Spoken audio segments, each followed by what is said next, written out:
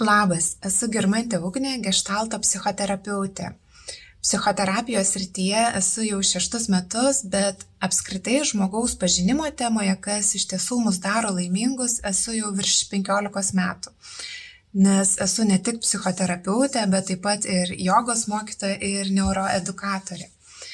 Neuromokslas apskritai yra labai didelė mano domėjimosi sritis, aš daug domiuosi naujausiais moksliniais tyrimais ir šias žinias integruoju terapinių sesijų metu.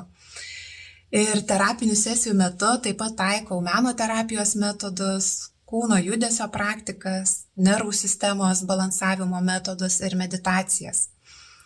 Vieno požiūrio, vienos paradigmos visiems žmonėms netaikau, būtinai atsižvelgiu individualius žmogaus poreikius bei užklausą.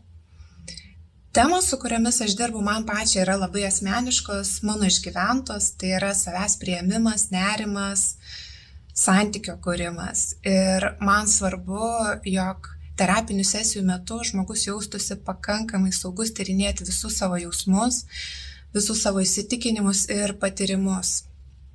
Tad jei šiuo metu jauti, jog jau ilgą laiką kamuoja galbūt liūdesys, nerimas, apatija, sunku sukurti kokybišką, saugų santykį tiek su savimi, tiek su kitais, ar tiesiog norisi žmogiško, nuoširdaus, šilto palaikymo, kviečiu kreiptis ir pradėsime terapinę kelionę kartu.